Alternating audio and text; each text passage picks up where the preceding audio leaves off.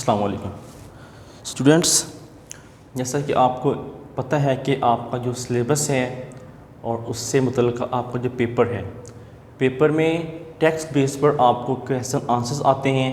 और जो आपका सेक्शन बी है उसमें एक ग्रामेटिकली पोर्शन होता है, उसमें ईडियम्स होते हैं और आपको एक पैराग्राफ आता है जिसको आपने ट्रांसलेट करना होता है इंग्लिश में।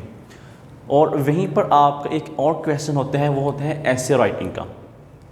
ऐसे राइटिंग आपका 15 मार्क्स का क्वेश्चन होता है और ये एक लेंथी क्वेश्चन है जिसमें जो एग्जामिनर है वो आपसे कहता है कि आप 300 to 400 वर्ड्स में अपना ऐसे कंप्लीट करें।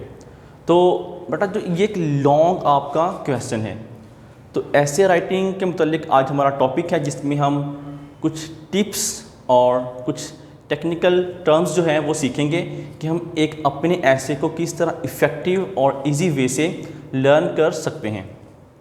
तो बेटा जो आपका ये लॉन्ग क्वेश्चन है, अगर हम इसको एक बल्क डिटेल को क्रैम करें और क्रैम करने के बाद हमने लिखना हो तो ये एक इम्पॉसिबल टास्क लगता है कि ये एक मुश्किल काम है कि आप क्रैमिंग करने के बाद उसको वहाँ पर लिख पाएँ और वो सेम एज़ आपके माइंड में रहे। तो ये क्या है, एक इतनी बल्क डिटेल को आप क्रैम नहीं कर सकते। और फिर इससे क्या होगा, इससे डेफिनेटली जो बच्चा है वो कोई ना कोई पॉइंट भूल जाता है। तो कुछ टर्म्स हैं, कुछ टिप्स हैं, कुछ टेक्निकल पॉइंट्स हैं जिनको हम आज डिस्कस करेंगे कि हम अपने ऐसे को इजी वे से लर्न कर सकें। तो बेटा जो आपका ऐसे हैं, ऐसे राइटिंग आज का हमारा ये टॉपिक है। तो बेटा इसमें सबसे पहले हम अपना स्ट्रक्चर देखते हैं कि इसमें जो पहली बात आती है वो आपका आता है इंट्रोडक्टरी पैराग्राफ। बेटा अब आप एक ऐसे जब लिखने जा रहे हैं तो उसमें जो इंट्रोडक्टरी पैराग्राफ होता है वो बहुत इंपॉर्टेंट होता है कि उसमें आपने टॉपिक के मुतालिक बताना होता है कि इसमें क्या है। इंट्रोडक्शन में आपने टॉपिक के मुतालिक बेसिक टर्म्स, ब्रेविटी, लेकिन जो आपकी ऑथेंटिक इंफॉर्मेशन है वो आपने बतानी होती हैं। बेटा जो आपका इंट्रोडक्टरी पैराग्राफ है वो टोटली आपका टॉपिक को डिस्क्राइब करेगा। बेटा जो आपका इंट्रोडक्टरी पैराग्राफ है वो बहुत लेंथी भी नहीं होना चाहिए, क्योंकि अगर हम लेंथी की बात करते हैं तो जो सपोर्टिंग पैराग्राफ है, जो सपोर्टिंग डिटेल में हम आएंगे तब हम वहाँ पर अपने हर पॉइंट को डिटेल से डिस्कस करेंगे। लेकिन इंट्रोडक्टरी पैराग्राफ में आपने डिटेल में नहीं जाना, आपने सिर्फ इंट्रोडक्शन देना होता है टॉपिक के मुतालिक कि इसमें क्या है, आपकी क्लैरिटी बहुत ज़्यादा हो ताकि किसी भी किस्म की एम्बिग्युइटी वो ना हो। एग्जामिनर जो है उसको आपका फर्स्ट पैराग्राफ ही पढ़कर समझ आ जाए कि इस बच्चे ने अच्छे तरीके से हर टॉपिक को क्लियर किया हुआ है। उसके बाद आप क्या है, सपोर्टिंग पैराग्राफ। बेटा जो सपोर्टिंग पैराग्राफ होते हैं असल में ये डिटेल होती है आपके टॉपिक के मुतालिक कि जो आपका टॉपिक है। सपोर्टिंग पैराग्राफ में जिस तरह हमने आपका इंट्रोडक्टरी पैराग्राफ था, इंट्रोडक्टरी पैराग्राफ में हमने इंट्रोडक्शन दिया अपने टॉपिक का, तो यहाँ पर सपोर्टिंग पैराग्राफ में जो मेजर पॉइंट्स होते हैं, जो थीम होते हैं, हम उनको डिस्कस करते हैं। तो जो ये आपके सपोर्टिंग पैराग्राफ हैं ये मल्टीपल हो सकते हैं, ये ज़्यादा होते हैं, और जो आपके थीम चाहे वो 1, 2, 3 या फिर इससे ज़्यादा हैं तो आपने हर थीम को डिटेल से डिस्कस करना होता है। तो जब भी आप किसी भी एक मेजर पॉइंट को डिस्कस करेंगे उसके लिए आपको एक अलग से पैराग्राफ लिखना पड़ेगा। तो जो आपका सपोर्टिंग पैराग्राफ होता है इसमें आपने रेलिवेंट मटेरियल लिखना होता है अपने टॉपिक से मुतल्लिका।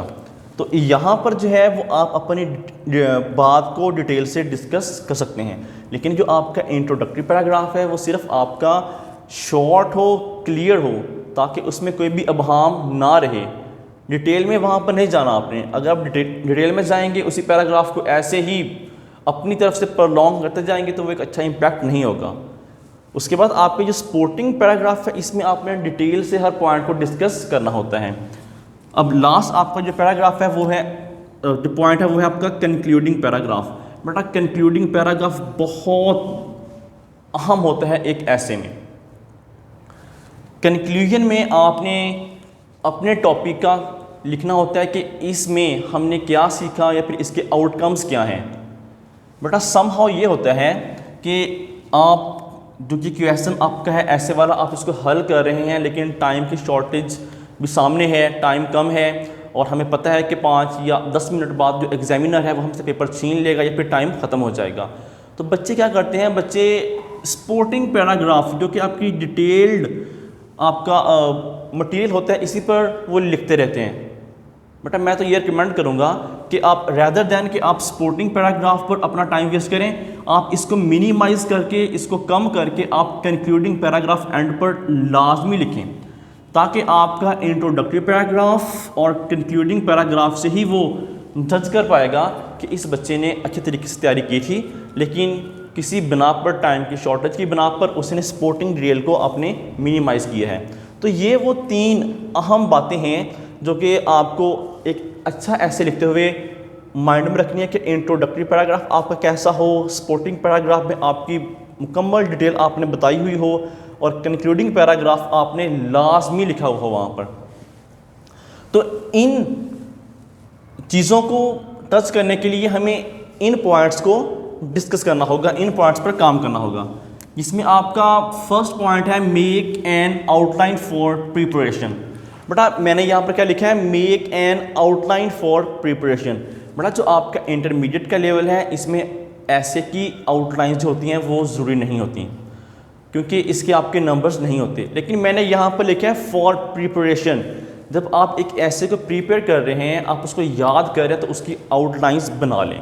इससे क्या होगा, इससे आपको पता होगा कि कौन सी आउटलाइन है और उस आउटलाइन को माइंड में रखते हुए मैंने कितनी डिटेल जो है वो वहाँ पर लिखनी है। तो किसी भी ऐसे को लर्न करने के लिए जो आउटलाइंस हैं, जो हेडिंग्स हैं, वो बहुत ही अहम होती हैं। इससे क्या होता है, इससे आप अपने पॉइंट से हटते भी नहीं हैं। आपको पता होता है कि नंबर 1 पर ये हमने पॉइंट करना है डिस्कस, नंबर 2 पर ये, 3rd पर ये। तो जो आउटलाइंस को प्रिपेयर करते वक्त ऐसे माइंड में रखना, तो बार बार अगर हम एक ऐसे को रिवाइज़ करते हैं, क्रैम करते हैं उसको, तो वो फिर भी वहाँ पर ये चांस है कि हम उसको भूल जाएं। लेकिन जब हम आउटलाइंस या फिर हेडिंग की शक्ल में उसको लर्न करेंगे तो हम उसको ईजीली लिख भी पाएंगे और उसको हम एक लॉन्ग टर्म के लिए माइंड में रख भी पाएंगे। तो उसके बाद अब बेटा आपका है कीप आ सीक्वेंस। ऐसे में बेटा सीक्वेंस आपकी बहुत ही इम्पॉर्टेंट होती है। अब एक ऐसे जो है, एक जो बात चल रही है उसमें सीक्वेंस लाजमी हो। मैं एक एग्जांपल देता हूँ। फॉर एग्जांपल आप एक ऐसे लिख रहे हैं कंप्यूटर पर, सबसे पहले आप उसकी कंप्यूटर की डेफिनेशन करेंगे, फिर उसकी हिस्ट्री को डिस्कस करेंगे, फिर उसके जो एडवांटेजेस हैं उसको बयान करेंगे, फिर आपका कंक्लूडिंग पैराग्राफ। अगर आप इस सीक्वेंस को आगे पीछे करते हैं, स्टार्ट में आपका इंट्रोडक्टरी पैराग्राफ आ गया, उसके बाद हिस्ट्री करना थी लेकिन हमने क्या कर दिया, हमने एडवांटेजेस बयान कर दिए। तो इससे क्या होगा, इससे जो ऐसे की ब्यूटी है वो भी ख़राब होगी और ये एक अच्छा इम्पैक्ट नहीं जाएगा। अगर हम एक और एग्जांपल देखें, हम ऐसे लिख रहे हैं अल्लामा इकबाल का, हमने उनका लिखा डेट ऑफ बर्थ, फिर हमने उनकी लिखी प्राइमरी एजुकेशन, उसके बाद हमने उसकी लिख दी डेट ऑफ डेथ। ये तो कोई बात ना हुई, क्योंकि हमने क्या करना है, सबसे पहले एक सीक्वेंस में कि डेट ऑफ बर्थ, फिर उनकी एजुकेशन, फिर उनकी जो उन्होंने अपने एक्सीलेंस हासिल की, फिर उसके बाद उनके काम, फिर उसके बाद उनकी वो डेट ऑफ डेथ, यानी कि एक सीक्वेंस लाजमी हो। तो सीक्वेंस जो है वो ऐसे में बहुत ही मैटर करती है और ये ऐसे की ब्यूटी को बढ़ाती है। बेटा उसके बाद राइट रेलिवेंट कोटेशन। बेटा कोटेशन ऐसे में जो आपके होते हैं वो बहुत ही इम्पॉर्टेंट हैं। इसमें भी ये है कि आप एक ऐसे लिख रहे हैं, ऐसा ना हो कि एक बच्चे ने 10 कोटेशन लिखी हो और उसकी जो हर कोटेशन है वो हाफ पेज पर आ रही हो, हाफ पेज उसका ऐसे का हो स्टफ और हाफ पेज पर उसकी कोटेशन आ रही हो। इतनी लेंथी कोटेशन भी नहीं लिखा करते। हाँ, अगर लिखनी है तो अगर आपने 10 कोटेशन लिखी हैं तो उसमें 1 या 2 कोटेशन इतनी लेंथी हो जाएं तो कोई बात नहीं, लेकिन आपने कोटेशन जो है वो आपकी शॉर्ट हो, इतनी लेंथी ना हो। उसके बाद आपका है कि मेंशन द स्पीकर और राइटर ऑफ द कोटेशन। आप जो कोटेशन लिख रहे हैं उसके राइटर के बारे में आपको आइडिया हो। अगर आपने 10 कोटेशंस लिखी हैं और आपको 10 के ही जो उसके स्पीकर हैं, जिन्होंने ये कही हैं, जिन्होंने ये लिखी हैं, उनके बारे में पता है और आप नीचे उनके नेम लिख रहे हैं, तो ये बहुत ही एक अच्छा पॉइंट जो है वो आपकी तरफ से चेकर को जाएगा कि इस बच्चे ने बहुत मेहनत से काम किया है, बहुत अच्छे से प्रिपेयर किया है अपने ऐसे को, और वो आपको इसके नंबर्स जो है वो अच्छे तरीके से दे पाएगा। हाँ, अगर 10 हैं, 10 में से कम 6 या फिर 7 आप लाजमी उनके नेम जो है आपको माइंड में होगा ये किसकी कही हुई बात है। अगर 1 2 3 अगर आपको नहीं भी पता तो फिर आप कह सकते हैं कि इट इज़ सेड बाय, या फिर it is said bye a philosopher वगैरह वगैरह। तो एंड पर बेटा आपका यहाँ पर फिर वही बात कि कंक्लूजन इज़ वेरी इंपॉर्टेंट। तो कंक्लूजन बेटा एक फिर मैं रिवाइज़ करूँगा कि इन पॉइंट्स के बाद भी कंक्लूजन जो है वो आपका बहुत ही मायने रखते हैं।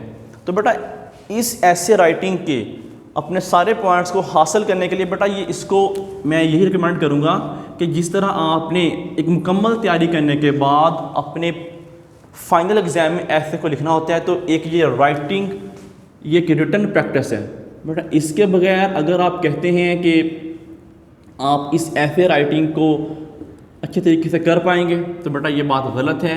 ये एक अच्छी खासी इसके लिए प्रैक्टिस रिक्वायर्ड होती है, तब जाकर जो एक तालिब इल्म है वो इस काबिल होता है कि वो अपने ऐसे को मुकम्मल तरीके से, जो कि डिमांड है एग्जामिनर की, उस बिना पर लिख पाए। तो बेटा ये वो कुछ इंपॉर्टेंट पॉइंट्स हैं जो कि एक अच्छे ऐसे को लिखने के लिए हमें अपने माइंड में रखने पड़ेंगे। तो हमने आपके, क्योंकि क्वेश्चन एक है ऐसे राइटिंग का, तो ये जो आपका लेक्चर है ये आपको एक वो आपके लिए अहम टूल होगा कि आप इन पॉइंट्स को माइंड में रखते हुए अपने ऐसे को प्रिपेयर करें। Thank you.